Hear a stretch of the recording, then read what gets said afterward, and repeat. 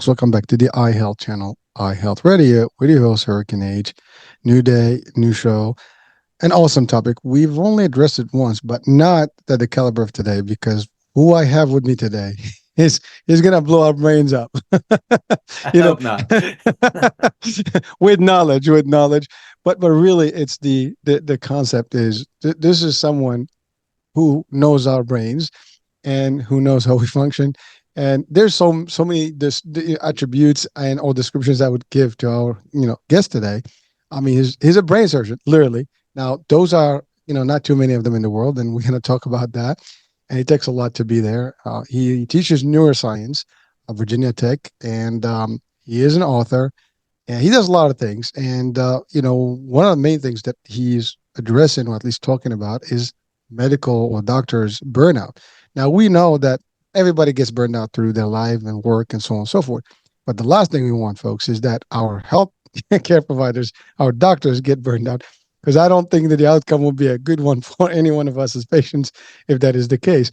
So today we have with us the specialist that actually is making a difference in this world, and hoping, that with his work, a lot of doctors would know how to do better and cope with it better and not have the burnout that they could experience. And we all know that's not an easy, job. So, Dr. Gary Simonds, welcome to the show. Well, it is absolutely my pleasure to be here, and I'm honored. And thank you so much. And happy holidays. Happy holidays. That is true. And we're actually towards the latter part of the year. So, New Year, new us is coming up soon. So, well, so Doc, I can never do justice, introducing someone. You please do us the pleasure of, introducing who Gary Simonds, because you have a lot more to offer than what I just, described in this brief, intro.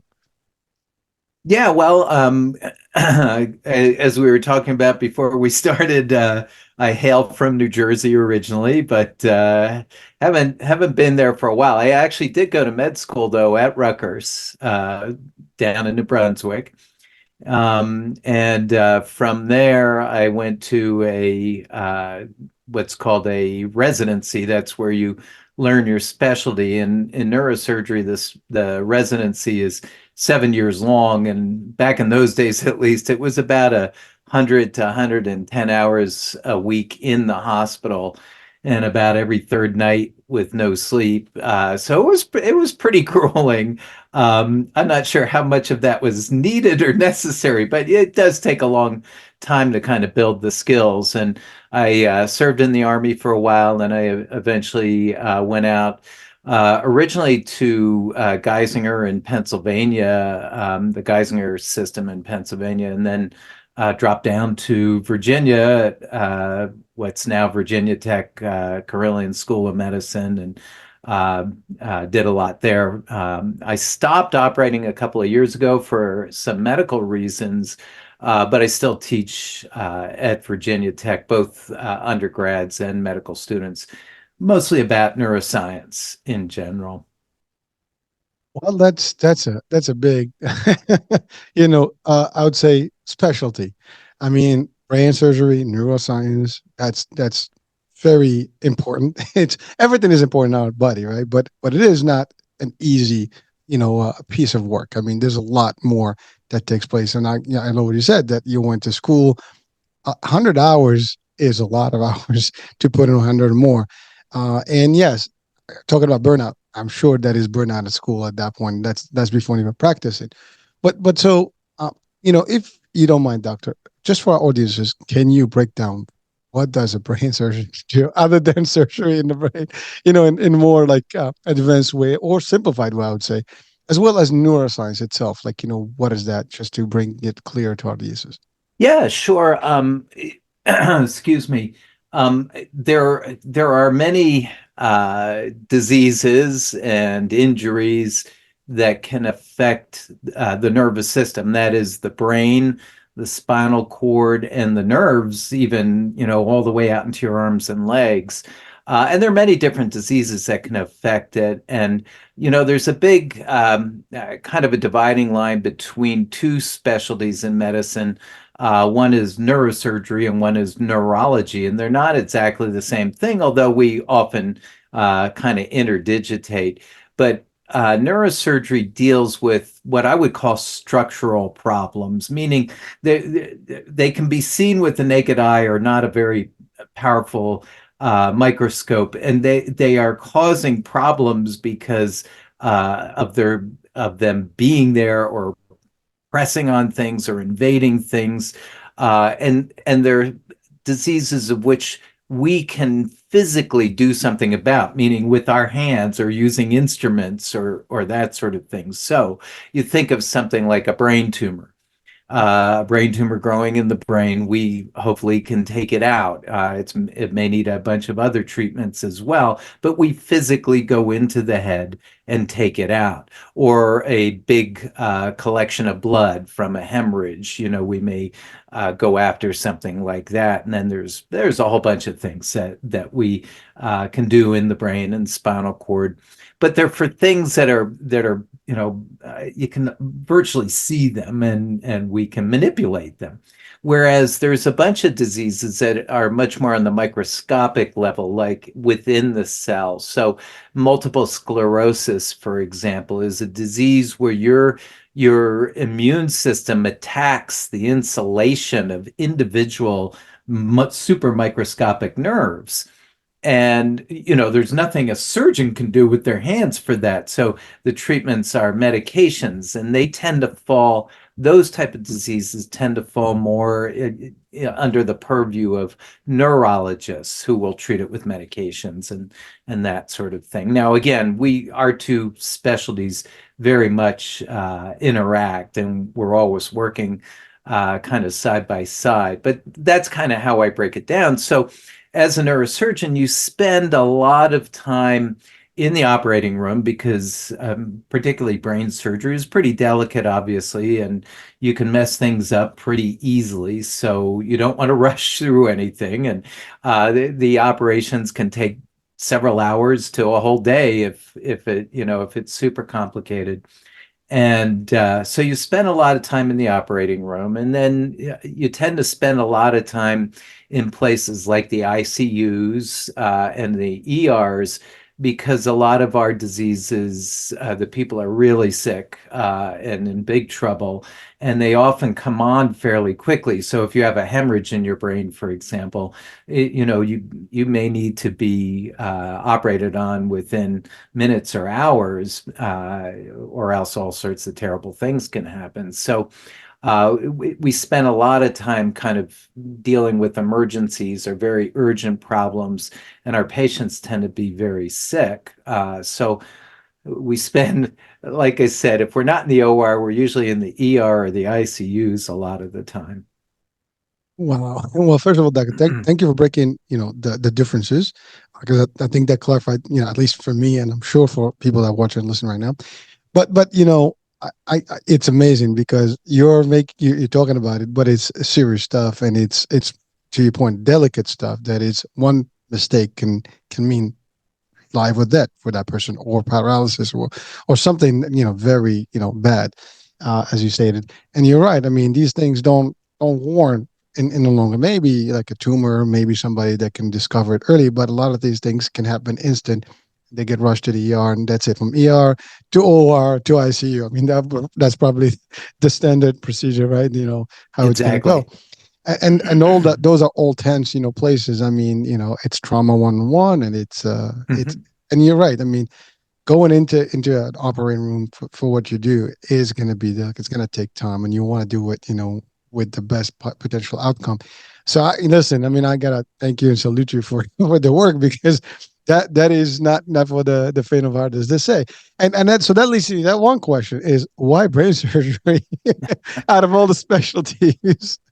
Well, I have my own story about that one. I think different people are motivated by different things, but I was going to be something completely different. I was going to be a cardiothoracic surgeon, and I actually had my training all lined up. And in my last month in medical school, I saw my first brain operation, and I was just like, oh my God, I have got to do that. And it wasn't well thought out. It wasn't well planned out. It was like the scales fell from my eyes, and I was like, I have to do that.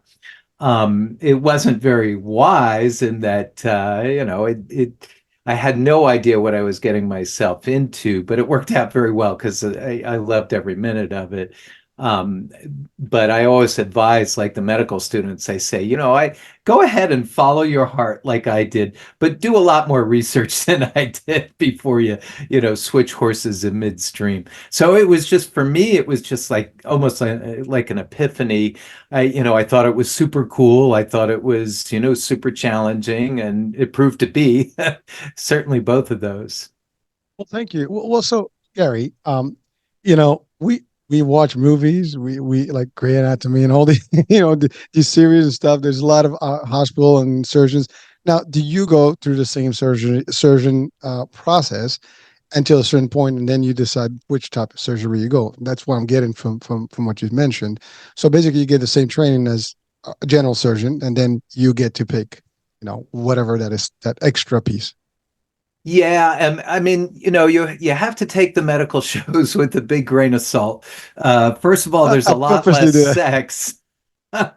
I, but they tend to overgeneralize what everybody can do, So you'll see an ER doc performing heart surgery or something, and it doesn't quite work out that way. But what happens is usually in the third year, the first 2 years of medical school, you get pounded with what we call basic science, so anatomy, physiology, neuropathology, I mean pathology, physiology, pathophysiology, pharmacology. I mean, you just get pounded A lot of with lodges. all these subjects. And then usually in the third year, you start going out and spending time in the hospital in various specialties, but they tend to be very general at first. So, general medicine, general surgery, OB-GYN, that sort of thing that you'll spend many months in. And you start to get a taste of seeing the various subspecialties out of those. But then in your fourth year, you hopefully are starting to make up your mind and deciding where to go. But something like neurosurgery, you really don't do much general surgery. You go straight into neurosurgery and start working on the brain and the spinal cord right away. I mean, again, once again, you picked some very crucial ones, some very tough ones, and vital, parts of our daily living. I mean, any individual with any major problem in the brain or the spinal cord or spinal system, you're gonna have issues, right? Mobility, speech, vision, everything. I mean, you lose everything. I mean, that's where the engine is. you know, Yeah, I mean, yeah, it's everything when you come to think of it. And you were asking about, the neuroscience, and kind of we try to learn the neuroscience back to front because, it's where it's all at. So you kind of want to know your organ system, like the back of your hand, and hopefully can understand it better when things go wrong. But yeah, when things go wrong in the nervous system, I mean, they really go wrong, and it really can, mess people up or kill them pretty easily and pretty quickly. but I do believe that your work does help people sometimes to save lives and get them better, and sometimes at least to alleviate some of the damage that can happen. I mean, your work is definitely there and needed because these problems will happen. They happen. I mean, there's trauma every day. People, accidents and so on. So you talked about the army. I mean, people, we have veterans that, first of all, thank you for your service.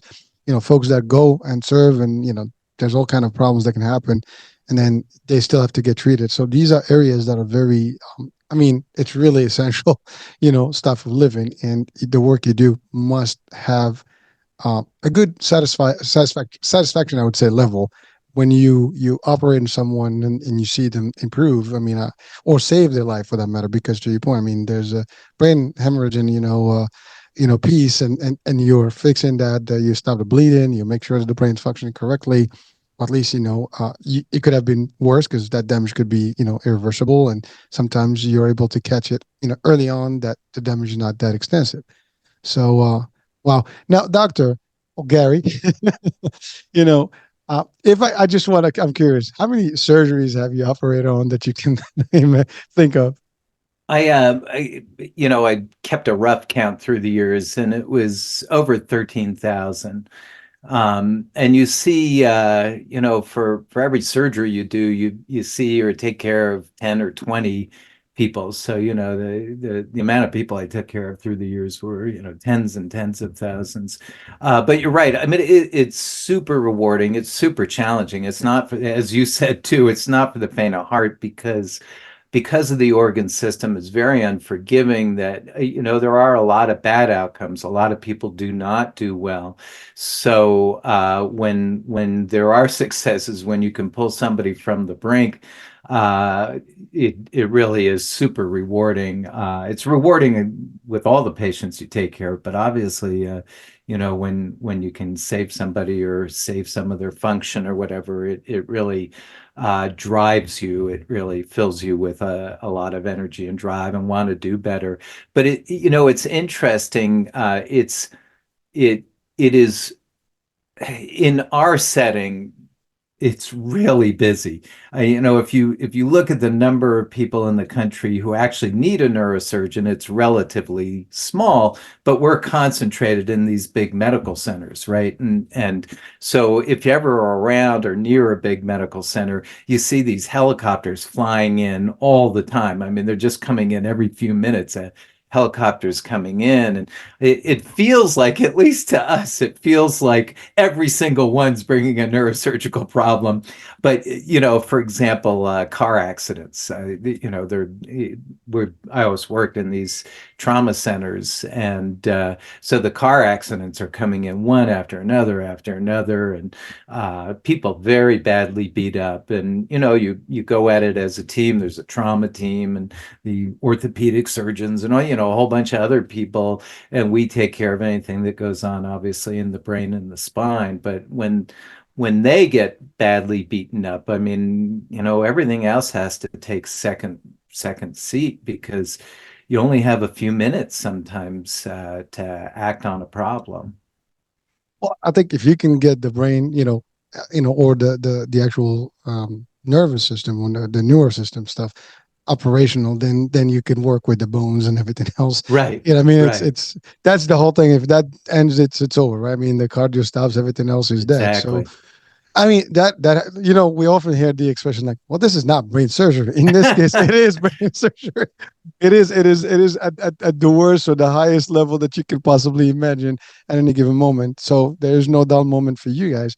And so and I did read that there's not a lot of you guys. I mean, it's a high specialty and very few out there. So there is a high demand. So I'm sure you are busy, as you said. Whatever you are, if you're in a hospital system, that system is going to get everything that's in that particular vicinity or state area, because that's just what it is.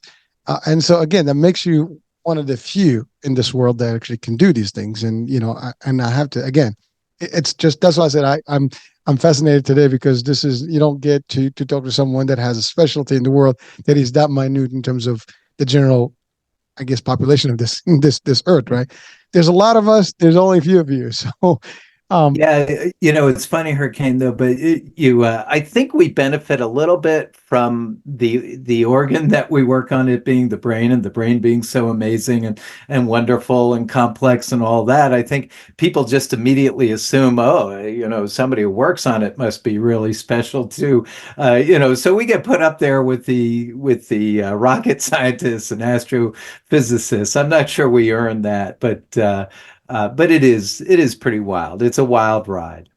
I beg to differ, because those guys that send those things up there, they need a better brain and a good brain. And God forbid something happens, you got to be there, right? So we don't want that, right? It is. I mean, your work is. I would say it's up there, because anyone listening right now, the last thing you want is to have something happen in your functions and anything. So, again, just thank you, and for the work you've done. I know you don't do it now specifically, but you've saved lives. Now, I'm pretty sure, and this is probably the question that you dread the most, is you probably have lost people to trauma, and I'm sure that is not an easy thing, but it's something that you probably train for, to be able to, I guess, to deal with emotionally, physically, and with the I guess the family members. Um, that how hard is that? I mean, I know it's hard, but just from your experience, how do you, just maybe as an advice to doctors or wannabe doctors, like the ones that are planning to go into the medicine level and maybe go to that. When I meant wannabe, not in a negative way, I mean, like people that have an actual longing to do this job, what would you tell them?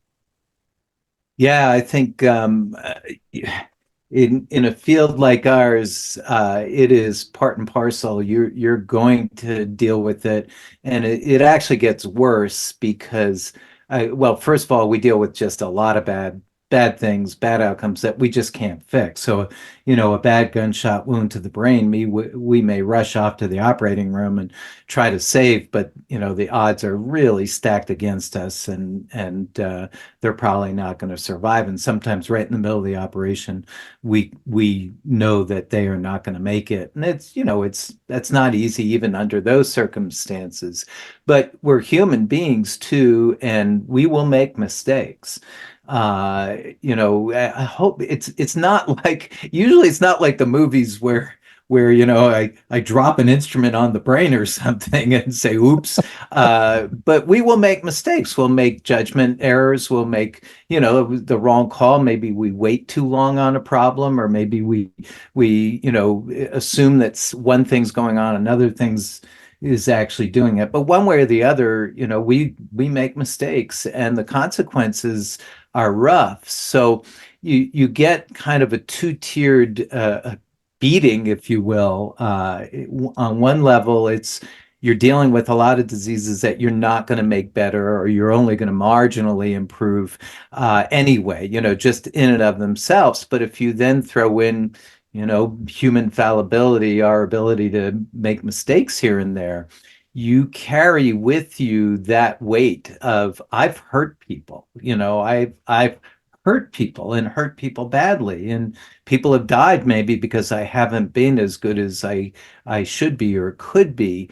And you begin to overgeneralize that too, to almost every case, every bad outcome. You're constantly going, what could I have done different? What could I have done differently? And you'll wake up in the middle of the night, sometimes in a cold sweat, and you'll think, gone it, why didn't I think of this? Why didn't I think of that? And it may not be valid at all, but you do it anyway. So you just pretty much assume that you could have done better, even under the worst of circumstances. So somehow you've got to be able to bear that. You got to be able to tolerate that, and go in the next day and do your thing. And because again, they don't wait for you. They don't say, hey, Simonds is having a rough time right now, we'll just let him have a week or two off. It's you come in and the next set of crises are waiting for you. So on one level, you just you have to kind of Nike it. You just have to do it. Just do it. But I think there are many ways to hopefully tackle it. I think one of the biggest is commiseration. Is if you've got good partners, people that you trust, people that you're working with, where you can talk this out and say, doggone it, I wish I had done this, or can you think of something I could have done better? Or when they're having a rough time, you're going, I know exactly what you're going through. Sorry that you're going through it. It's amazing how reparative that is when you have that sort of situation. Well, thank you, Gary. And listen to you. I mean, great advice, in terms of like people have to be prepared, and certainly any medicine, any Yeah. school level, you're gonna have to be prepared because you're gonna see a lot of trauma and things during the career path, and you have to deal with it. You're gonna see disease. You're gonna have people that may not make it. You're gonna give diagnoses that can be terminal and things like that. In your case, you have minutes, and really, it's just difficult. And I have to say that, we talk about the brain, and, there's the other part, the mental aspect of things, right? And, we typically in general terms, we talk about mental status and health status or body, physical status. In this case, yes, you guys fixing brains, but mentally you can be very, very burned out as we're going to lead into the discussion, because it does take, a nice toll on people, like to your point, just it's like a guilt factor, even though you have none, but you don't know had you done something different, and you would never know because you do your best at the same. By the way, this is actually for everything else out there. If you're doing Yeah. any type of specialty, you can only do the best at the time you have with the set of circumstances and everything else. There's many times to your point, and anybody watching probably had this experience. You move on and you do something like, oh man, I should have thought about that. But at the time it didn't happen. There's no way you could have thought about it because everything that happened the way it did, and you could not possibly change the outcome at that point. And thinking about it retroactively and just, maybe it's good for the future. Like, okay, next time we're gonna try this, as another option. Hmm. But that doesn't help whoever, has been, on that situation with you, and you're right. It is a mind game, and it's a very difficult one. And I guarantee it. I mean, I'm sure that's what we're going to go into now. Is that actually takes a big toll on the doctors that do these types of high, specialized functions. I would say even the non-specialists, but in your case, it's very more trauma based and a lot more of you seeing lives. I mean, the lives of these people are in your hands. I mean, 100%. I mean, in a way, that's what it is. That's what you think. That's what you know. That's what the expectation is for you. And parents, family members, you name it, they're gonna be there, and that's the first reaction. Like, you know, listen, this is a true story, and it's a little off, but I'm in the insurance space. So one time we were actually at doing a presentation, and this lady came and was like, "You killed my husband." Now she did not point at us. The company I worked for, she was upset with me. Right. And the company was an insurer with a medical practice or medical center. The medical center somehow there was some procedure that they did not perform or they did not allow her to have, for her husband, and eventually he turned out, he passed on. And so her main claim was like, this whole company, is behind, the death of her husband. So I can relate to the fact this is more of a lighter space, but in your case, you were the one literally performing, and so therefore, you're on your team, of course. And I love what you said about the team because you're right. I mean, you're not the only one in that surgery. You have, you guys are a whole bunch of people, and there's so much stuff going on, and everybody's looking at different things. And you're right. You have different sets of eyes looking. So your transaction, whatever you do, I mean, you do have advice. You do have other people that have similar or close enough expertise to we're going to do this. So it kind of makes a little bit sense. So at least you have that relief that, we were a whole bunch of us. It wasn't just me, but ultimately you're the one making the Hmm. ultimate cuts and all the moves. So you're still the leader of the team in that case, and therefore you always, as a true captain, right? You always, put the blame first as a leader. That's where you stand, right? And so I appreciate it, but I know it's very difficult, Doc.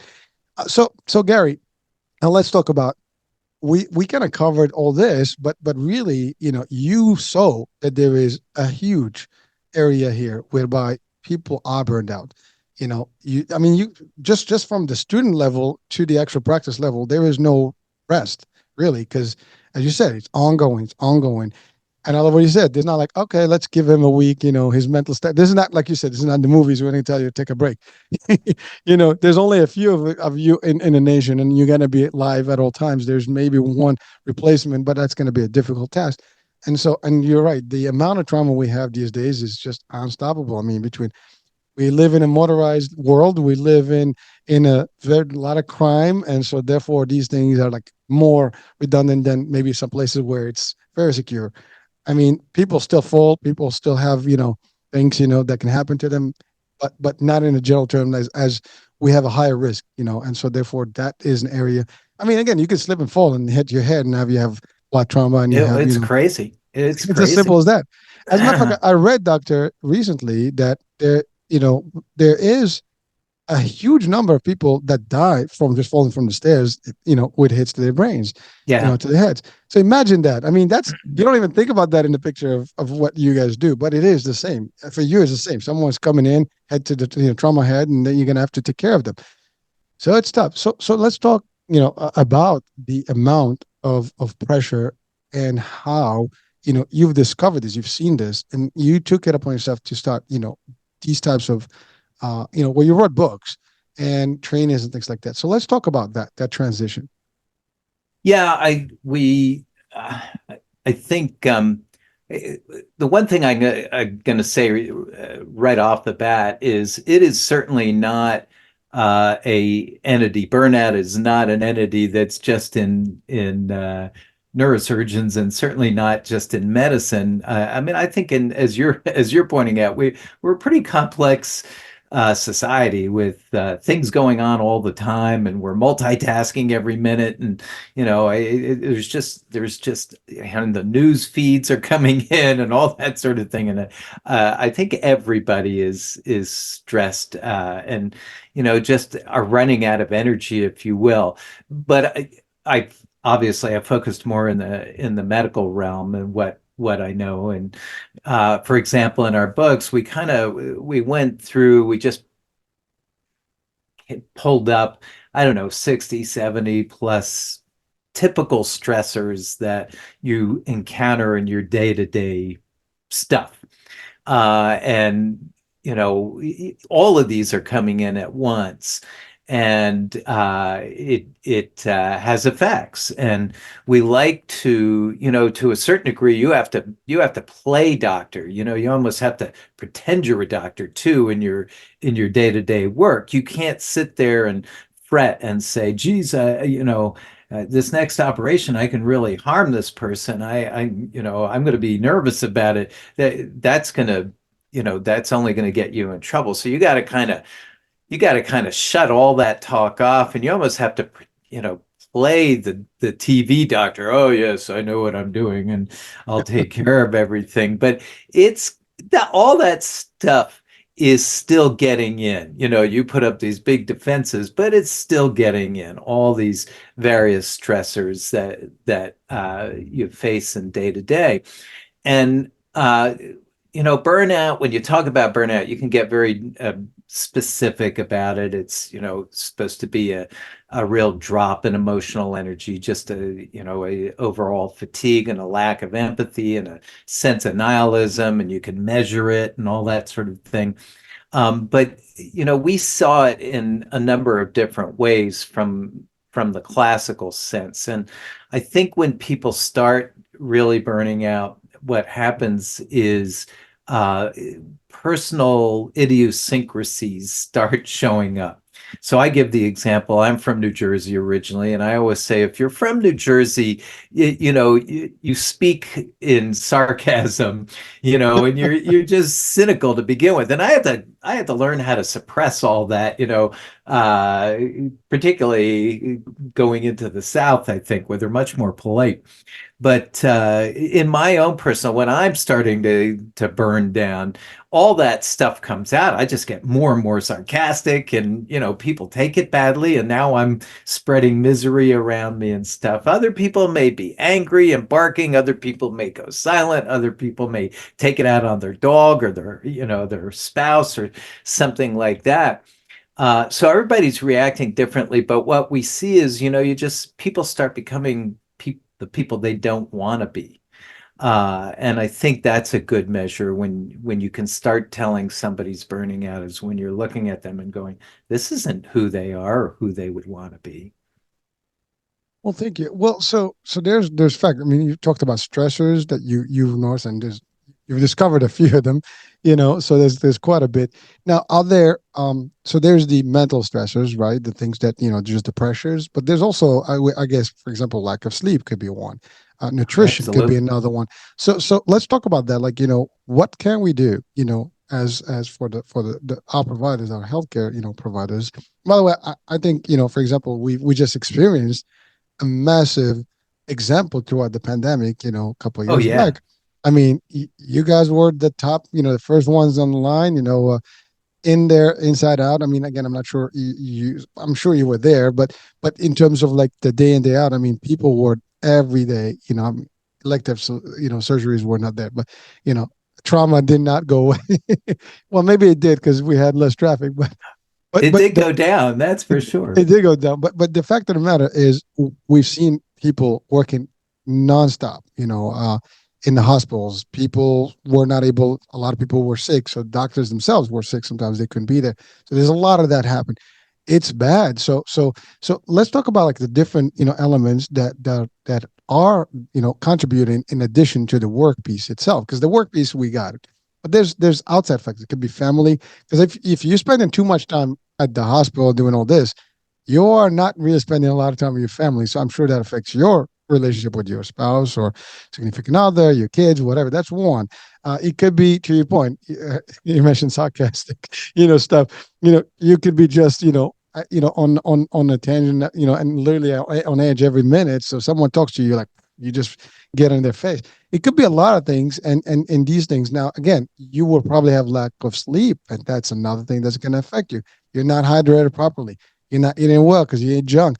So tell us, I mean, I'm just assuming these things, but I will relate to you in terms of, like, please feed us more on what are those things and how we can potentially prevent that end. Yeah, I mean, you are hitting on some really solid balls there. I think, you know, one of the things that we forget to do when we're really busy is to take care of ourselves physically, for sure. So, we stop exercising. We, as you said, the quickest food is the junk food. So we throw down some junk food. We're tired, so we're drinking a lot of caffeine. So now our blood sugars are way down. So we're throwing even more, junk in, and we, as you say, even we dehydrate, for sure. We're not drinking enough water. Maybe when we get home, we drink a little too much alcohol, and that's wearing on us, by the next day, and so forth. And then, uh, and lack of sleep, and it doesn't have to be because you're on call for an emergency room. A lot of us in our society start compromising our sleep because the days are just too short. So, we haven't got everything done that we need to get done, a bank statement or whatever it is. And so we say, oh, I can deal with 5.5 hours of sleep. Well, most people can't. And that sort of thing. So, one of the first things to do, absolutely, is to take care of ourselves physically. And then, you were commenting, and it's really critical to realize that absolutely our at work life and our at home life, or our out of work life, are absolutely interconnected. They're not separate entities. So if you're burning out one, you're going to burn out in the other, and vice versa. So, if the marriage is going poorly, it's going to affect work. If work is going poorly, it's going to affect, you know, possibly the marriage, or your relationship with your kids, or not seeing your friends or family anymore, or that sort of thing. So they're all like ripples in a pond. And in modern society, for example, one of the biggest worries right now that you hear over and over again is work-life balance. People are always talking about work-life balance, that they feel this pressure that, hey, if I'm giving time to work, I'm taking it away from home. And one of the things that we advocate, there's even a little exercise to this, but I think it's a good one.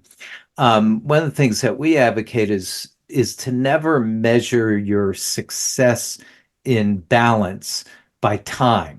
If you measure it by time, you're going to be frustrated and angry, and it's just going to compound things, because work gets a big chunk of our time, no matter what, we do.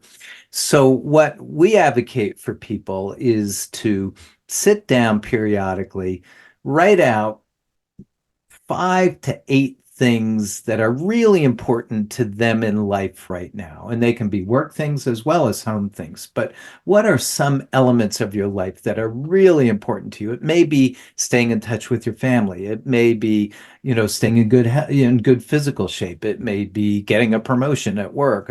But things that right now are really important to you. And then we ask people to just plot it out almost on a bar graph, where you plot out, you make a bar for each of these entities, and you just measure by an estimate, a guesstimate. How well am I doing in this? How engaged am I? And if you make it into a bar graph, I don't know, I could even draw it out, but if you make it out into a bar graph and you just spitball it, what you begin to see is that you're doing great in certain areas, and then in certain areas you're really lacking. And it really has nothing to do really with time. You may have the time, so you may have a bar graph like that for each of your things. And this may be doing things with your kids, and you realize, yeah, I spend 3 hours a night with my kids, but what I do is I crash on the couch And, we just all sit there and watch TV. And you can say to yourself, okay, uh, what I'm going to start doing is getting outside and we're going to kick a ball around or throw a ball around or go ride bikes or go rollerblade or something like that. And so if you can kind of focus on your engagement with these things as opposed to, oh, I gave this much time, I gave this that much time, because that's just going to frustrate the hell out of you. And then figure out, how do I increase my engagement in these things? That would be an example of how you might tackle a problem like that. So that's an awesome strategy. But are there others that you might recommend? For example, I don't know, music, meditation, things that you can adopt to just kind of mellow you down and get you into the Zen moment or the zone. Yeah, no, absolutely. And what we found, working with various physicians and all on this, is what works for Peter doesn't necessarily work for Paul. So like our books have 70, 80 different strategies, that you could Ooh, try, different techniques that you could try. And they're all simple. One of the critiques of us is that they're all simple solutions. They're so simple. You just, you're advising to do this and that. And, it's common sense. It's something, and we're like, yeah, if it were truly common sense, people would be doing it. But they're not doing these things. And, if we made it super psychobabble, really got into psychology, most people would just say, the hell with that. So I'll give you a few examples, but one of the big ones, really starting from scratch, I'm going to start from scratch. One of the biggest ones is what we call self-compassion. And that means actually taking into account yourself, sitting down periodically and thinking, who am I? What drives me? What do I want in life? What do I need in life? What brings me up? What brings me down? What sucks the life right out of me? What makes me feel great and on top of the world? Because we get so involved with taking care of everything else. And this was easy in medicine because you get so focused on the patient. You actually feel guilty if you start thinking of yourself at all. But as you've said, if you're dragging as a physician, what good are you, to your patients? So one of the first things we say is you've got to know yourself and you've got to figure out what are the things that are really going to get you back into the game, make you feel good and stuff. And then step two is what we call self-care. And that is simply, it doesn't matter if you recognize it, if you don't do anything about it, then you're still not going to, make a step in the right direction. So one of the things is to address the things that are really bringing you down. Can I minimize them, or can I change the way I react to them? Because a lot of times we're not going to get rid of the stressors. They're going to be there. There may be a painful, coworker that just drives you insane. Well, you could sit there and ruminate about the coworker all day, or you could figure how to roll over it and just say, okay, I'm not going to let that, get to me. So to be able to do something and address, your weak spots and try to get more of the good stuff in. Another big one that I love is this one, is what we call harvesting uplifts. And that is, and again, I'll give you a medical example, but in medicine, in my business particularly, we spent all our time waiting for the next boot to drop. We just, we were constantly thinking, what could go wrong? What could go wrong? What could go wrong? So like if an operation goes great, we're not high-fiving. We're going, oh God, what's gonna, well, if this happens, this happens, this happens. And that's our job. We're supposed to anticipate so that we can head it off at the pass, hopefully. But what happens is you train your mind to think only negative, to think only bad. So one of the exercises that we promote is to for a good 1, 2, 3 weeks every day, go in with a piece of paper, go in with your phone, and seek out, search out, or try to recognize just 5 things that went well, 5 things that put a smile on your face or made you feel happy or gave you the warm and tinglies. It could be somebody smiling at you, thanking you. It could be music that came on the radio on your way in. It doesn't matter. Just five things that made the day that much better. And when you go to bed at night, just before you go to sleep, just kind of roll through them and say, well, this wasn't such a bad day. And what happens is if you do that, if you force it for a couple of weeks or so, what happens is you train your brain to actually start seeing these things as they're occurring. You don't have to look for them anymore. You go, oh, geez, that person thanked me. That feels good. I'm going to enjoy that gratitude. And so you've trained your brain to start pulling in the positives, and you're going to feel better for it. And it's this one's got pretty strong psychological background to it, in terms of studies and all that sort of thing. So that would be a great example of an exercise everybody can do. Well, thank you. Well, first of all, you said something. The critics state that your stuff is simple. Simple works, as believe it or not. The thing, it's so simple that many people don't even look at it. That's really sometimes where the problem is. There are obvious things that are around us every day, but we tend to not to overlook them because we don't even see them. They're that simple. But yeah, they're the foundations to be better or do things differently. And basically you go back to the basics. Basics work. And I think Exactly. what you're doing is like people are so advanced, and that's all of us. I think in general, what we do, especially whatever we do in our lives as businesses, work and stuff, we get so advanced in whatever we do that we forget like the roots, where it all started, and what we can do to go back to things. Sometimes you look at, oh, I could have just done it this way. I can do this, I can do the other. But so if critics say that, I mean, it's hitting a button. That's all I have to say. They see it, and sometimes that's what it is. You don't want to accept simple, like, really, that was that easy, and yet we can think about it. Well, sometimes, folks, that's what it is. It is what it is. You Yeah, want to and say something? Yeah. no, no, I was going to joke that I think sometimes people who get that cynical are showing their own burnout, to a Go. to a That's certain right. degree.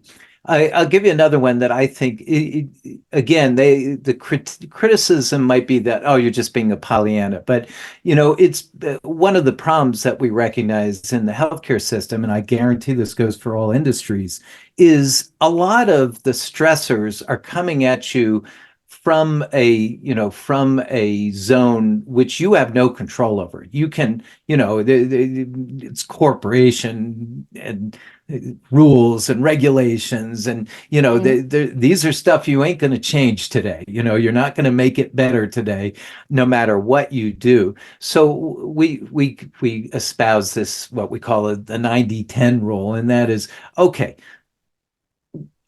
go ahead and assume that 90% of the problem, 90% of what's getting at you is totally out of your control. It's them. They're doing it to you. Is there a 10% or any fraction you want, but is there a percent that you could take some ownership in and say, well, I'm going to make this one little corner that much better? And the effects of doing that, because at one point you're just being a victim, and you're being passive, as opposed to being active and saying, I'm going to affect a change here that is going to make me feel better. And it will then potentially act as ripples in a pond, and help those around you as well. So again, it sounds simple, it sounds like being a Pollyanna, but it's the type of thing that can really make an impact.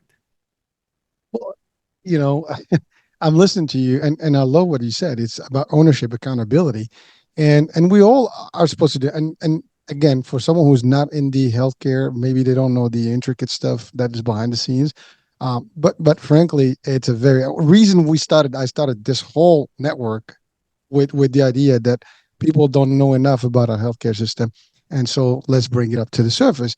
Being in the insurance space and working as a payer, working Yeah. with providers, I've seen things that people don't even know what it looks like in there, and and it's you'll be surprised. You're right. I mean, you work in the hospital system. there's a board, there is an executive team, there's decisions, there is investors, there is regulators, the Department of Health, there's the CDC, there's all kind of things that are being thrown at you. There's the media, there's the malpractice lawsuits that the first thing that they're worried about. I mean, talking about you, I don't know, man. I mean, brain surgery has got to be one of the highest risk, and uh, you know, Yep. hospitals will be very, very, highly looking at those things. So these are things that are obviously, but it's what the risk is by doing the work you do. And by the way, that goes for everyone. No matter what you Yeah. do in life, what the high risks are and what the effects are, and you deal with them. But finding that balance where you can actually have some resilience and things like that is a key. And you are providing solutions. And I think your books, and by the way, I think you have three books, right? Is that, if I'm not mistaken? Three nonfiction and a novel that came out this year. Oh, so I want to talk more about the novels, but all these books, are available to the world of medicine, but I think they're applicable to other areas, so someone can still read them, and one, we can understand what you guys go through. Two, they can apply some of these concepts. I don't think these are exclusive to medicine or the No. doctors. They can apply it to real life, as motivation, inspiration, and just guidance, to have a better life, to have a better strategy about dealing with high, I guess, intense situation and stressful situations. Psychologically speaking, as you said, these things are found in psychology, and they have based, I guess, uh, sources. So therefore, it's not like it's just out of the air, and therefore we can use them across other areas. So again, folks, I will encourage everyone to potentially look at these books and taking a look at them. If not, give them to someone you love, and if you think someone in your world loves medicine, maybe that'll be the first book. Here's a gift of going to med school. Here's a gift. This is Yeah, what and to we always expect. say, give it to the families as well, because, the families are in for that ride. Well, that's the thing. See, everything that we do, we always think that it's only us. It's not only us. It's everybody that you touch in life. Whether Exactly. in your case, it's your patients, it's their family, it's your family, it's all your environment, your coworkers. That's your world, and that goes to everybody else watching and listening right now. It doesn't matter what you do, your actions or your outcomes, your reactions are affecting everyone. Sometimes not even the people you know. You live in a world where you actually Yeah. exchange, information with people. You go to a store, you go to a doctor yourself, you go to, I don't know, to in transportation, you go on a cruise, you go on a plane. You're gonna have to deal with other people. You're stressed. You're gonna be, and we see it on road rage. We see it in people getting in each other's throat, in stores and shopping and stuff, because everybody's carrying loads and loads of emotions. And the first emotion, trigger, boom, they just go off, and it's amazing. But so I love what your assessment, obviously started from the world where you are, but it is beyond all of that, and it can benefit anyone. To your point, the families are first. That's the other thing. The families sometimes may not know what you go through, and by Oh, yeah. understanding what's going on behind the scenes, because there's so much that's going on. I'm sure you don't tell your family everything that goes on. No. There's no way, it's just too much. And you don't want to tell everything. I mean, again, for me, I come from work. I have too many things. So you think my wife's going to know everything that went during the day? No, just sometimes the highlight, like, oh, it's a good day, it's a bad day, whatever. But you don't go through the deep depth, and when you go there, it's like, forget about it. We can spend hours just talking about it, right? But you're right. Earlier, you said talk about it. That's good.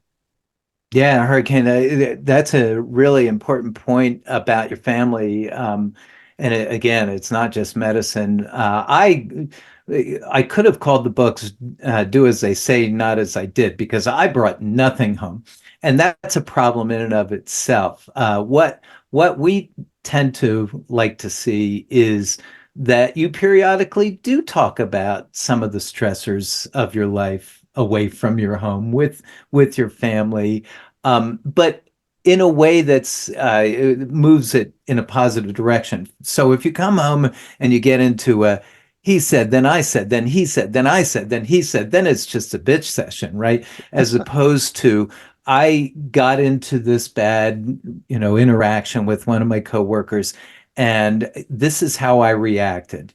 And I wish I could react a different way.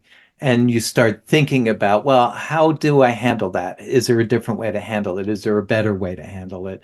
And that's very useful to kind of debrief those stressors. Another thing that you were alluding to earlier, which I think is really important, and it's another good exercise, is we all, particularly in a marriage, I find, but we all always assume we know what the other person is thinking when they do something. If my wife does something, or my she does something or says something, I immediately know why she's doing it. At least I tell myself I know why she's doing it. She's doing it to annoy me, or to get back at me, or to pick on me, or but we create these stories in our heads, and it's amazing how often they are absolutely wrong. So one of the things that we always say is, when you start hearing these stories go off in your head, is to call them out, to say, wait a minute, you have no idea why that person's doing it. Even with the road rage, I have no idea why that guy cut me off. Maybe he's a jerk, but maybe he's rushing to the hospital, or Mm. you just don't know. And so if we can kind of at least stop the storytelling, and if we really feel like we have to know, well, then we probably should ask. If why did my wife turn the TV off? Well, I'm going to ask her. It's that sort of No, thing. but Gary, it is. You're right. I mean, we never know what's going on. And by the way, I think we should all assume. Like I do say this. I mean, I've gotten to the point now where I realize that when I see something, I know there's something. There's no one that's going on through life without some difficulty. I Yeah, mean, I don't care if you're a billionaire or you have none money. You know, I think in between the spectrum, there's always some sort of drama and trauma going on in mentally or physically to someone, right? If not them, it's their family members. There's yeah, something going on. Their kids. So there's always something going on at work. To your point, colleagues. There's more drama at work than you can imagine. So it doesn't matter what you do, it's happening, right? And I always tend to try to give the benefit of the doubt, but sometimes we all are human. We have our threshold, and sometimes you just you just go at it, right?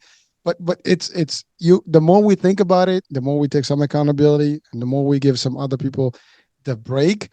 I think we live a little less stressed, and I think those are some of the ways. I mean, tomorrow I have my recurring show with Dr. Ham. We do the it's a psychiatry show where we do have live mhm, questions, and one thing that he's pretty much repeated over time is that you can only handle the things that you can, the things that you have no control, which, by the way, goes back to what you said. Well, assuming 90% is not you, well, let's just see what you can do for the things you have control over.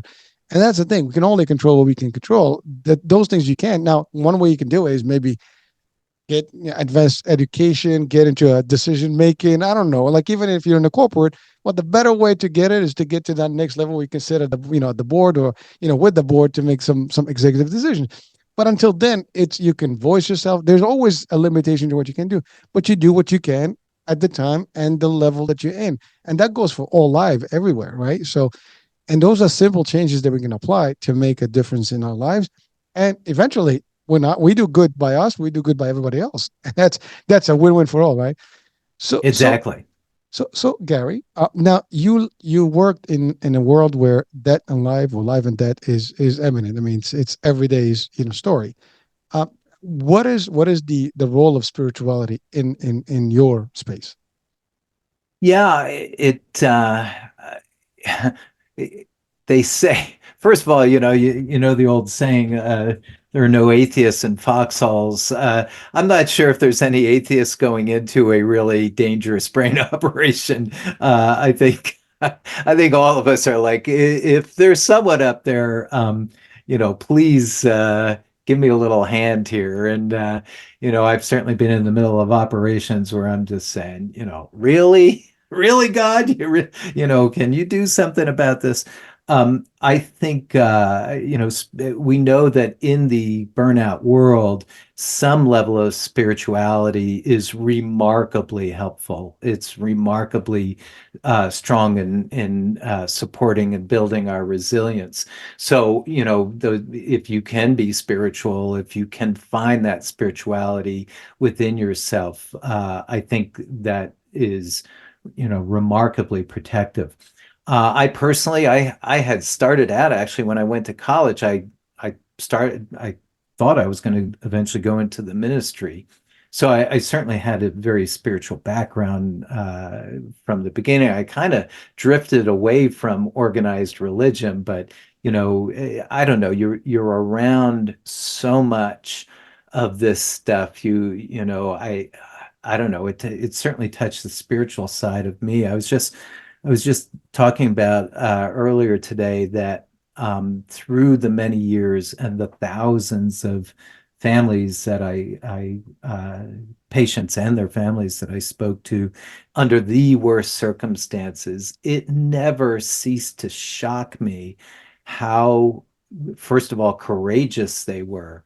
But also, the only term I've ever been able to come up with to describe it is how filled with grace they were. That's the best way I can call it, is grace. Just just a calmness, a acceptance, a gratitude to us trying to help. It just stunned me how gracious, full of grace, all these patients and all their families were. That was, for me, that was one of the easiest ways to get out of bed in the morning, because I knew that's what I was going to experience in the day. And it would just send chills up and down your spine. And you see that over and over again. And you kind of going, listen, I don't know what the answers are for all things in the universe, but I have to believe that these are special souls here. Well, thank you. And I love what you said about that. First of all, you're right. No matter what we believe while we're standing and tall, it's one thing. But when the shit hits the fan, as they say, everybody looks for a request, submits a request to see if potentially it gets cashed in. And no matter what denomination or no denomination, people actually tend to believe that there is some level of a response that could happen if I did ask. And so you're right. And when you get to those points, what else can you do, right? I mean, you have the capable hands that but you still have, as we always say, from a religious aspect, you say, well, we live in the hands of God, right? And so at the end of the day, now here's the thing. I mean, I personally, I'm still with the organized, version of it, meaning I do believe in the system, but I do believe that, we all know that there is an expiration date. So this is how I look at it for me personally.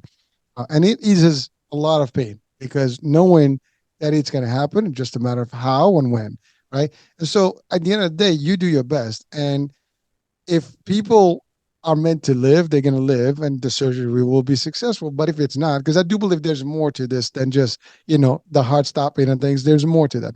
But again, from a religious aspect of it, you see it differently. If you have no religion, then you look at it from scientifically. It's one-on-one. It's, if you did this, you're going to do this. You cold plug this, is going to be okay. But if you go beyond the realm of physical and science, and you go into the spiritual world, there's more to this. You believe that there's more. I mean, you probably, maybe you've heard these. I mean, I'm sure you know about them. Near life, near death, Sure. opportunities, and people come back. They had these experiences. You hear a lot of these things, right? So, but at the end of the day, that's a whole world in its own. But it does alleviate some of the pressures. I mean, because think about it, right, Doc? If these folks they lose that faith, then basically everybody's to blame, right?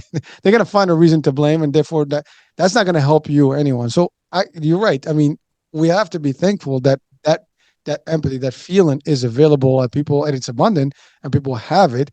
That you have one small percentage that may react otherwise, but everybody, no matter what the outcomes are, they accept them eventually, and that's a mercy on its own, for you and for them and for whoever. So it's a different world, but I think, to your point, it's needed. It does help, whether you're doing the function to work or you're actually on the other side. That just is a different, and anyone who has some level of spirituality usually tends to be a lot more accepting, calm, no blame. Because listen, and I believe in that. You do the best you can with the set of things you can, and there's nothing else. I mean, the rest is not in your hands. You cannot do more.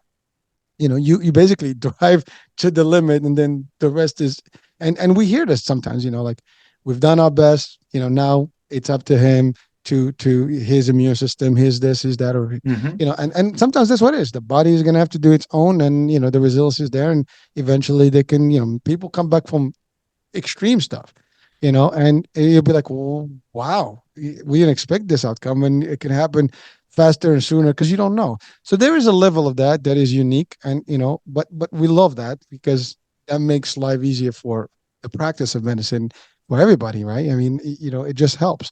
So thank you for sharing that piece in terms of how you see it, in terms of the people that you've met, and again, people come in this stage to the hospital, and the people that, other than the ones who have a medical condition that is growing that you can resolve, like in surgery that you can pre-plan, the other 90% is all trauma.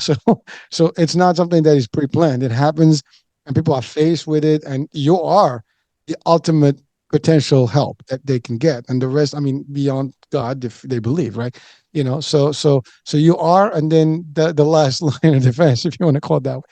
And it does work, and I know that there's, like, again, there's a satisfaction there, that there is a good feel that you do your best, and you try to save lives, and that's that, nobody can take that away. And I want to say this: people should not blame you, no matter what, because at the end of the day, you are there to do the best you can, and you do it. You don't. It is heavy on you as well. And when I say you and the team, and Mhm. everybody that does the job that you do. So that's that. Now let's talk about the novel. You know, that's your latest edition. What's the name Uh-huh. of it, by the way? It's called Death's Pale Flag. Uh, Ooh, okay. Death's Pale Flag. It's a quote from Shakespeare, actually, but I think it works well. So it's still in this topic area. It's of all things, it's about a brain surgeon who's a workaholic, and probably stressing his family out already anyway. But he begins to see things, and he originally thinks they're hallucinations. He thinks it's maybe through sleep deprivation, or maybe he's having little seizures or something. But as things go on and he sees more and more of it, he begins to believe he's seeing ghosts, and he's trying to figure out what the ghosts want with him. And then his life starts to unravel, both at work and in his home. Wow. So that's pretty cool. I mean, that sounds like a movie story. I like that. Maybe that can progress into something, hey, I think there's I something there. I Well, always say, I insist Brad Pitt plays my part, but all right. Why not, right? No, but certainly, I mean, it sounds like a very exciting, but I get it. I mean, but it is, well, it's not fiction, but that is fiction, I guess. It is pure fiction, but it does touch on reality. I mean, these are all, I guess, figurative speech type of, concepts, where it's the ghosts are real. I mean, you do get these vivid things, and then you're questioning things, but there's a mental piece to it. So I know it's a nice, playful, theme there. So I congratulate you for that. So that's pretty cool. Is that just you, or you have a co-writer on, or No, co-author? that was just me. The I and Yeah, I like how you described it. I kind of played with some themes. I wanted originally just to really give a kind of an eyes wide open view of the neurosurgical world. So there's heavy neurosurgery in it, and I try to make it very digestible. But you get double barrel what it's like to be in a big medical center with the helicopters coming in, and the car accidents, and the gunshots, and the tumors, and all that sort of thing. And we address some of the things that we talked about today, making mistakes and how that haunts you. And with the ghost side, I wanted the reader to start trying to decide whether the guy's going crazy or the ghosts were real. And we do get into spirituality and religion in it. So it's been well received so far. So that makes me happy. Hasn't shot up to the number one in the New York Times yet, but we'll see. Well, listen, it's we just did the trailer right now, so let's see. There you go. We will play it. Out there, and I mean, definitely, I'll encourage people to read it. I mean, it is fiction; it's fun, but also it does bring you, like I always say, books and movies. There is what you see, and there's what behind the scene.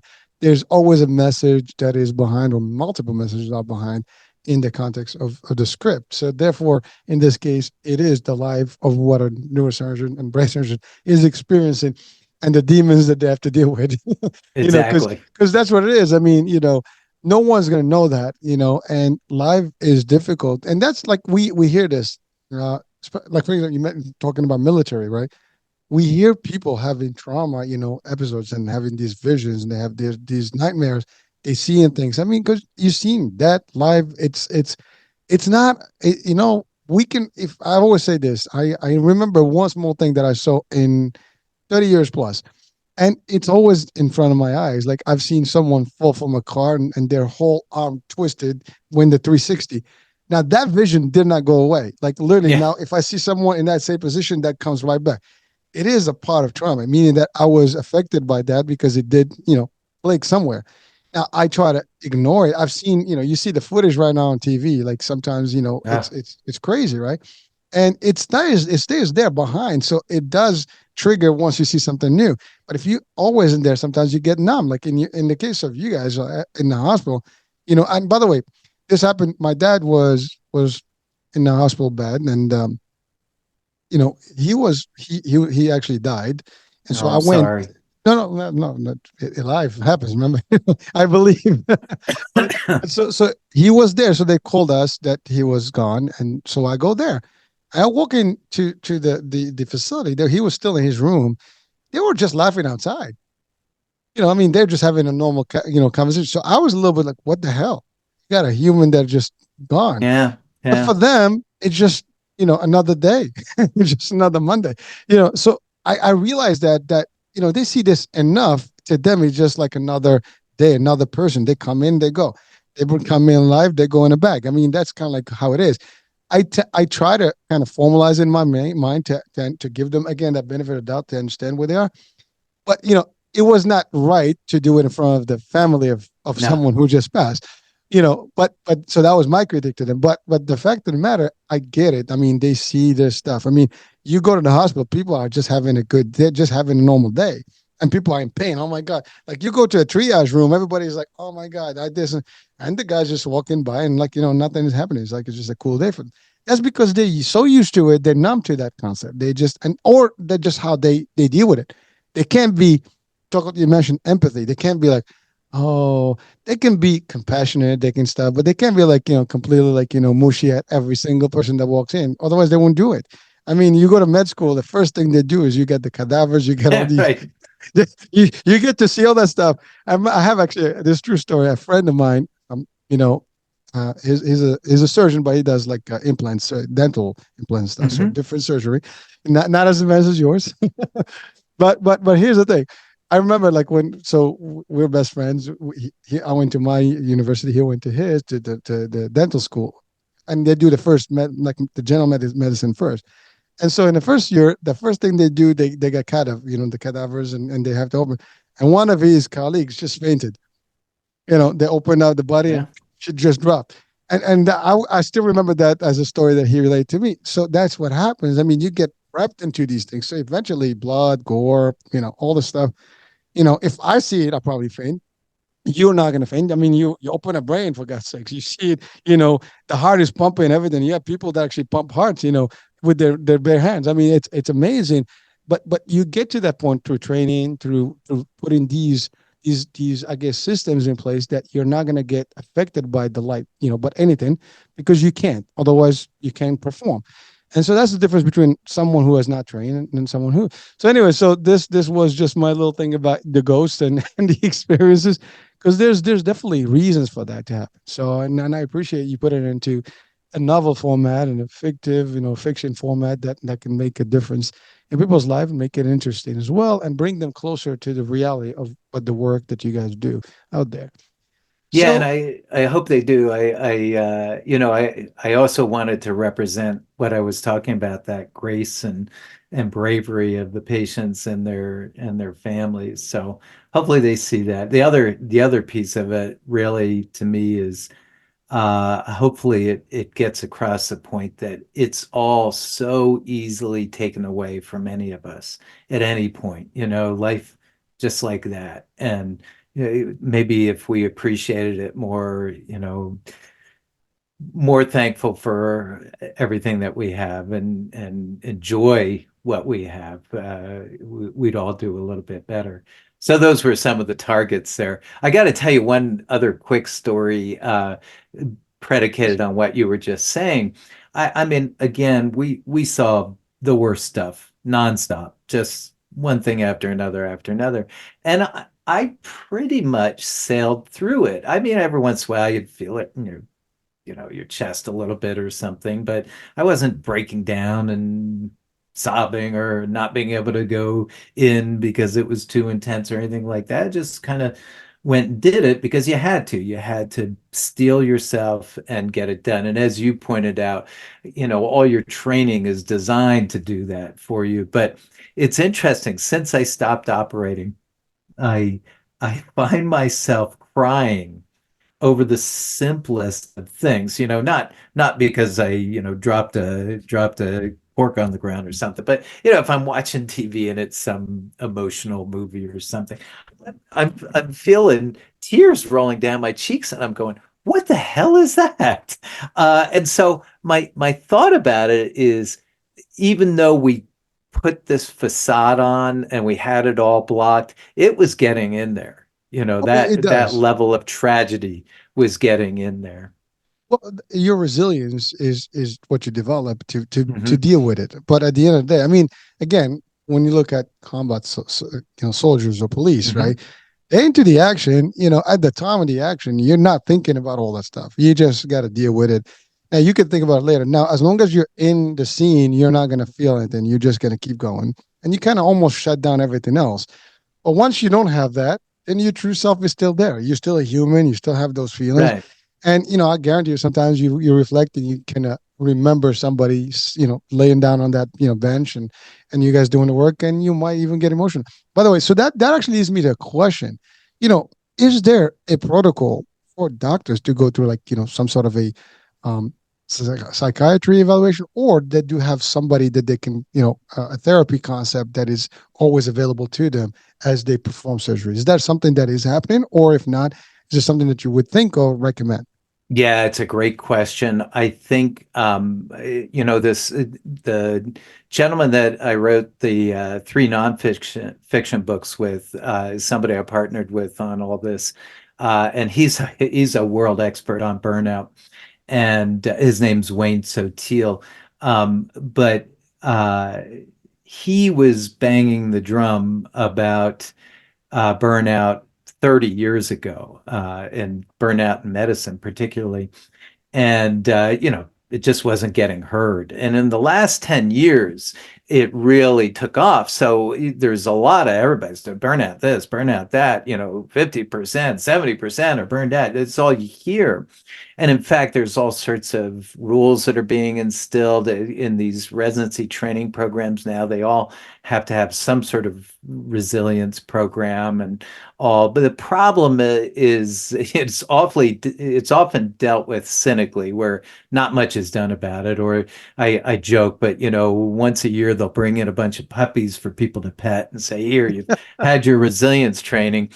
But so what you see is certain systems have embraced it and are really going at it, and certain systems aren't. The system I was working in, it allowed me to bring this psychologist in and work with our team and work on kind of almost experimenting on this for a few years. And they do have built-in counselors that anybody has access to and all. And even there, it's not enough, in that I think with the resilience angle, one visit to a psychologist, one lecture from somebody like me, one episode of petting the puppies ain't gonna do it. These things that we talk about in the books, the exercises that we do and stuff, it's got to be something that you build into your routine, just like exercise. To keep your body healthy, you got to keep your brain and your psyche healthy as well. And so it needs to be done with regularity, and I think we're far away from that at this point. So the psychologists are kind of there in case the wheels come off, but it would be nice not to have the wheels come off at all. Well, yeah, I mean, to me personally, if I had it my way, every system must. It's like You have a police, right? Like law Yeah. enforcement, they do have their own therapy, available to them at all times whenever they expose to stuff. There should be someone that's always on staff. I mean, it's just like another service, but now you don't service patients, you service your first patients or your first clients who are your providers, your employees, your doctors, the ones that do the work. I think that's just, and I would even literally, if I had it my way, I would mandate it that it would be like you have a break, you go to the gym. You get like, half hour, treadmill or bike or elliptical, whatever you want to do. But there's got to be something there that's always that kind of offsets that because you got to get that out and get that energy. And so Yeah. that's how I see it. I mean, these things should be just basic, level access to all the people. And by the way, not just in the medical world, in any No. intense level, you should have these things available. So, because at the end of the day, you want to have performers do the best performance they can. And if you give them the tools to do it, mental and physical aspects of it will help, do the stuff. They're excellent in what they do. But these things are things to be, like to your point, preventative measures versus like it's too late if the wheels come off. Right. I mean, you may not be able to resume your work, but if we are preventing this ongoing, as long as you're working, you're ahead of the game. And so that's a whole different aspect of things. Again, who am I? I'm just hurricane, but this is what we do these talks is to bring it out. Hopefully the ears out there can get it and maybe they take, heed to it. Someone can say, hey, listen, I love that concept. Maybe use it.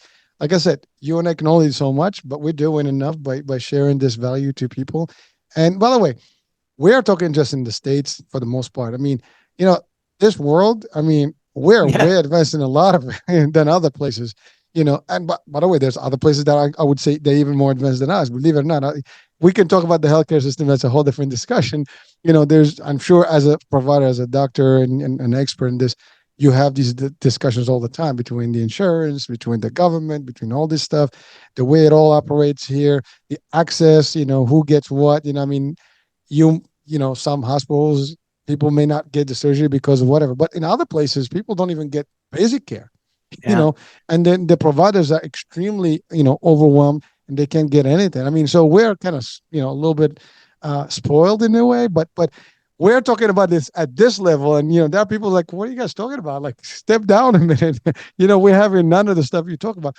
But so we are conscious of this, and that's why I bring it up. I mean, obviously, these are examples of where we are in terms of, I mean, you are literally, I mean, I'm looking at one of the best in the world here. So, folks, you're listening and watching someone that is the top of the top in their field of expertise and in one of the better institutions of the world. But even, what we're taking here is the value that this is can be applied across the globe as a whole. And anyone watching and listening can take benefits from this discussion and hopefully take it and apply it in your worlds, and whatever you are, you can do these things to advance and to help. I mean, certainly you want your population healthier, you want your people to be, better, you want your doctors to be, taken care of as well, because they can take care of people. And by the way, not just in brain surgery, in all different levels. So that was just my little rant there. So thank you for No, I bringing it up. 100% agree. And if you just think about it, if you just want to be, Machiavellian about it, the end justifies the means. I think, if you can keep your performers at peak, you're going to have more, you're going to have better results. You're going to have greater throughput and all that, even if it means you take a few hours a week and let them exercise or let them get some fresh air or let them, whatever it is that helps them perform at their best. Well, again, I'm going to give you an example, which is unrelated but almost the same, and I'll tell you why. So I've been in an insurance space, but more in the sales leadership. Now, sales is all about numbers and performance, and it's daily. I mean, you're performing surgeries, and my teams are performing daily to provide the insurance for people. And in my world is the Medicare space, so we work with the seniors, and I can tell you, even in the sales world, you don't want to, we want numbers every day. But do you just keep the people out there, or you want to bring them for training and refreshes and take them out there and do some motivational, outings and things like that? You do that. You sacrifice a day, but you take them out. So you want them to be at optimum, performance. You don't just like burn them out, just sell, sell, sell, sell, Right. sell. You want to do things, whether your managers or your staff, you do celebrations, you do, awards. You want to get them pumped, and give them breaks. So yes, bring them in, train, retrain. That's the other thing. Training and retraining is important. Sometimes, oh, they got it. No, Nobody's got it 100%. Right. We got to keep polishing, our skills no matter what we do out there. That's why we have continuing education. You have always renewed, you have articles and journals that come out of medicine that you have to be like part of and understand what's the new technology, the new science, the new medicine. It's the same thing everywhere. But the concept, you sacrifice a day, you get better results later. You don't sacrifice a day, you're going to sacrifice many days later because you're not going to get the performance. So again, I mean, it was an analogy that may not be as high to the level where you are, but it goes to all businesses. I mean, the top executives and CEOs of top companies, they recognize that. I mean, one of the examples is the what they use now as unlimited PTO as an example. Hmm. Now, it's proven that the companies that adopted these strategy where people can work based on performance, but they can have enough time themselves, and as long as they deliver, nobody cares. It changed the dynamics of the performance, and these companies are like they're all over the place. They're gone further out than most of the companies that still stick to like you get 2 weeks or whatever, and you can go. You got to get supervisor approval. It just changed the dynamics of how you do it. At the end of the day, what is it? Do you want performance and results, or you want to have dictatorship and Yeah, policy adherence, control, control? right? Exactly. So I mean, that's all there is. It's a lifestyle. It's a leadership change and a shift from old school mentality to contemporary or futuristic way of thinking. It will make a different world for all of us for everything that we do. And so again, doctor, I mean, this has been an an awesome discussion. I mean, I'm enjoying every single moment, and again, I am Oh, me too. honored. I'm honored to be in your presence, and the work you do is the work you've done and the work you do today, because you're still teaching the next generation of med and undergrads, in the university, and these are all the people that are actually going to be the next, providers out there. So your work is tremendous, and the more we put out this information, it's going to change them. And I think the students themselves, they're going to learn, and they're going to be able to potentially champion some of this discussion or some of the topics that you're covering, into their new world, whatever they're going to be going, hospitals. Some of these may be the next brain surgeons as well. Some of them may be the next CEOs or executives in Yeah. some of these healthcare systems, and therefore they can bring these ideologies and make the shift and change from from the old to the new. Well, we've exceeded our hour. It went by quick, but who cares, right? It was worth every Right. single minute and second of it. So, Gary, can you just leave our audiences with some piece of advice? Whether they're in the medical field or otherwise.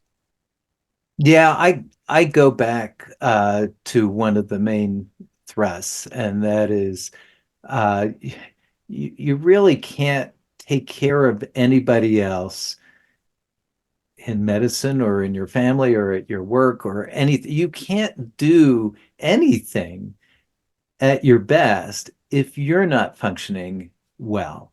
And so it is absolutely imperative to look after yourself, to understand yourself, and to take care of yourself. So we have a mantra that is basically no guilt for self-compassion and self-care.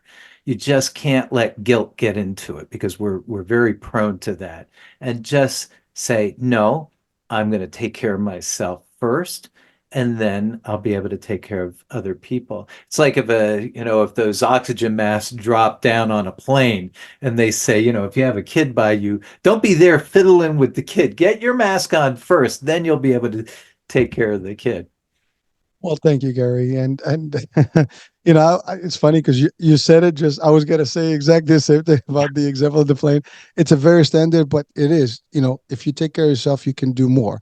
If yourself is not there, you're not going to be able to provide the right outcomes out there. So it is no. So Gary, the website. I know you have a website, and people can actually go in there, and there's some resources and links to everything that we talked about. So I will have the link of it in the description of the show, so we can actually connect with you direct, and definitely now the Yes. books are available on Amazon, I'm assuming, and Yeah, or all the typical online providers, all the books are available. I also I have a bunch of blog articles on Psychology Today and stuff on my own website and stuff. So anybody who wants to get into that stuff with me, I invite them to contact me. They can contact me pretty directly, and if they ever want to shoot the breeze about this stuff, we're only scratching the surface here, Hurricane. We went through a lot of minutes, and there's still so much that we could be getting into. Well, listen, we got to do what we can with what we have, right? Right. We make the best that we can today, and hopefully this will just basically, you know, I guess multiply through other people's, I guess reach and venues, because everybody that's watching this can share this through their, personal feeds, and hopefully spread the word across, and more people link up to you, and that's how we do it. It's information, and you are a resource that people can actually tap into and get direct from the source. And it's always good also to get it from the best and the best of the best, because you are an expert in what you do. I mean, people are not gonna doubt your qualifications because they can't, even if they wanted to. You know your stuff. You've done this work long enough to understand it better than most, and you are helping people one person at a time. So Gary, Dr. Simmons, thank you so much for being with us today. Oh, thank you so much. It's been a delight, truly. It's an honor, privilege. I mean, all those qualifiers and attributes, I would add them here. I'm gonna run out of vocabulary here, because again, like I said, I'm just enjoying the discussion. I've enjoyed it, and I know, it's funny. I listen to these shows over and over, so I will actually reabsorb it, once we're done, because so much stuff that you covered there. My attention span gets limited when I'm trying to come back with you in Yeah. discussion. It's different when I listen to you just without any any thought process going on at the same time. But so thank you so much, and please keep up the great work you're doing out there. And yeah, you're a friend of the network, and maybe we'll have you back again. We can talk about more stuff, in the future as well. And as you maybe another book, and I do want to see that this book, in the movie somehow to just bring it to people. You never Well, we'll know. see. We'll see how it goes. But yeah, no, thanks so much. Anytime, I'd love to talk to you more. Well, I'll hold you to that. So we'll connect after the show, and then we'll plan maybe something for the next year. But so thank you so much for being with us. And folks, I hope you had a great time with us. You've enjoyed the discussion as well. You've learned quite a bit. And yeah, that's about it for today. And we'll be talking soon. New day, new show, new topic, and new guest. Bye for now.